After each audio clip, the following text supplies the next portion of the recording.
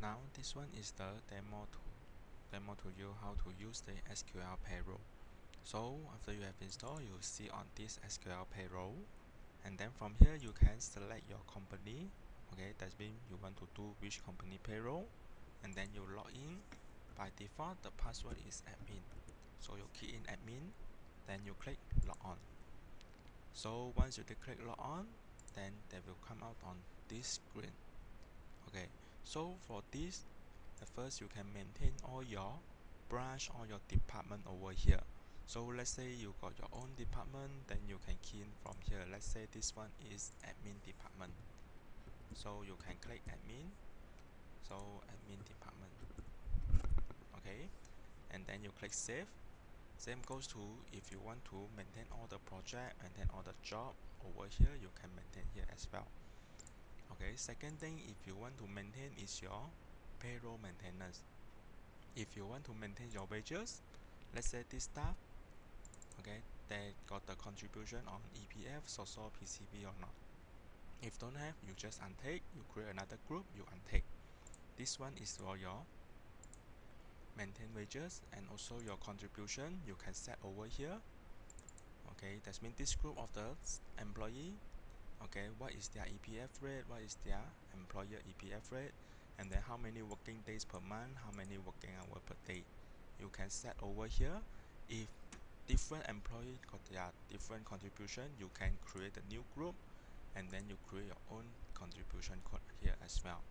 Okay, for example, new group is contribution on 16% of EPF. You can create another group and then you put 16%. Okay, same goes to if you have few allowance type inside your company, you can maintain your allowance. Let's say you got your handphone allowance, petrol allowance, meal allowance. Okay, then you can select over here. Let's say your allowance, they got the contribution on the EPF, SOSO, PCB or not. If got, and then you just take.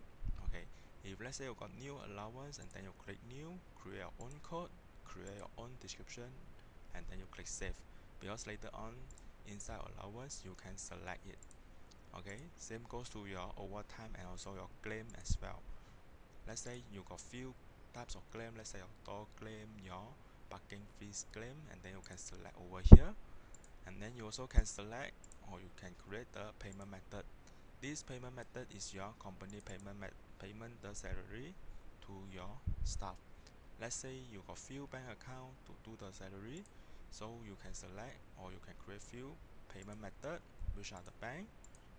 Okay, and then what are the bank account number, and then your payment type either is by cash, by check, or by direct transfer. Okay, so this one is for your payroll maintenance, and also you can set your leave maintenance as well. Let's say your calendar. Okay, for example, on 2015, okay, this maintain calendar you need to do every year, beginning of the year. Let's say which day is your public holiday, which day is your annual rest day. Okay, let's say for example, on 25th of December is Christmas, then you can click on the P, then you take on the date. So 25th, okay, so you can set, okay, let's say this one is Christmas. So you can click on Christmas over here. Okay, and then which one is your annual rest day, you can select. Let's say every Saturday is your rest day, so they will present the blue color over here. Okay, if alternative, okay, this one is the working day, and then you can select W, click on the date over here as well. Okay, so that means no color one is your working day. So once you're done, then you click save. Okay, and then you can maintain your leave type. That means what is the leave type that you have inside your company. Okay, let's say your unpaid leave, you can maintain over here. Either is entitled or is unpaid. Is entitled one, that means they're entitled for how many days, okay, without deduct their salary. Okay, if unpaid, that means they will deduct their salary daily basis. Okay, once you already maintain all the setting, then you can start to maintain your employee. So you can go to the maintain employee employee here. Okay, so if you got all the employee name, they will list down over here. Okay, if this staff no longer working with your company, you need to deactivate it. Okay, you cannot delete this employee because they got the previous payroll transaction inside your system.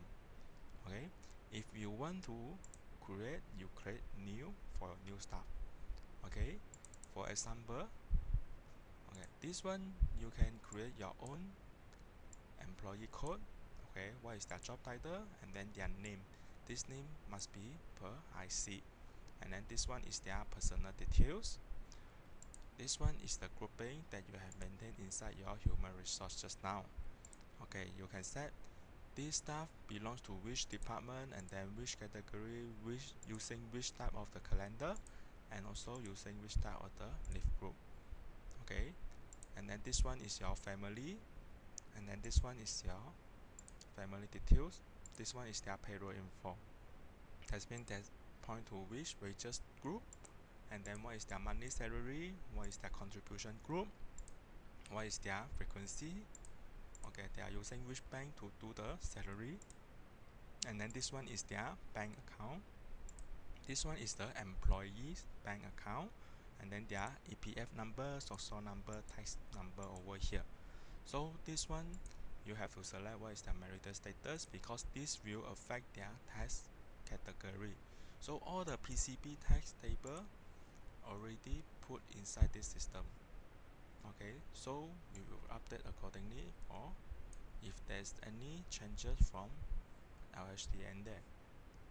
Okay, so you can set what is their join date, what is their confirmation date, because all this will calculate their prorate for that particular month. Okay, and then you can select what is the allowance they can get for every month. So let's say they can get the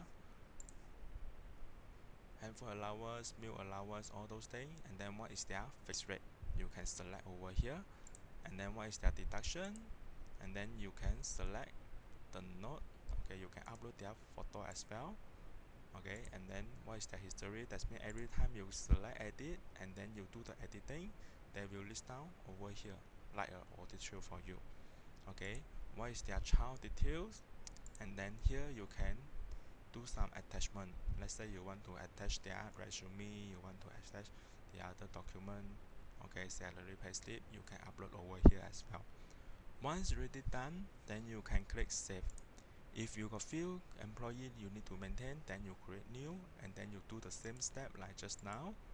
Okay, you need to key in all the details. Once already done, okay, if let's say they got some ad hoc allowance or ad hoc claim or ad hoc commission, because every month is different, right? Actually, you can go to the payroll. Okay, you go to the open pending payroll here. Okay, let's say you want to maintain your, let's say their claim, then you can go to the claims over here.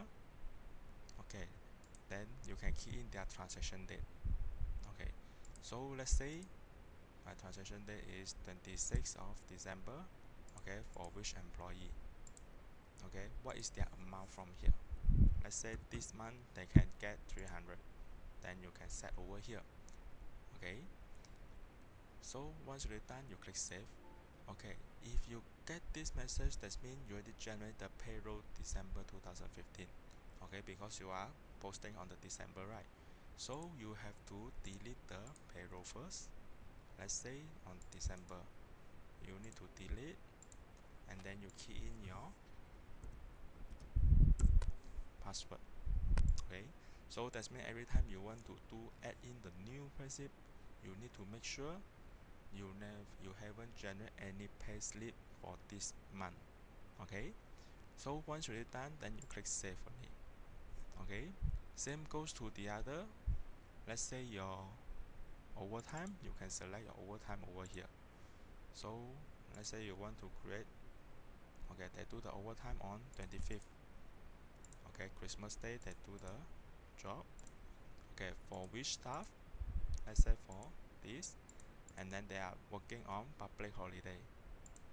Okay, then what is their work unit. Let's say they work for 3 hours, and then 3 hours they will times the rate is 3. So here you don't need to key any amount because later on system will auto generate the amount for you.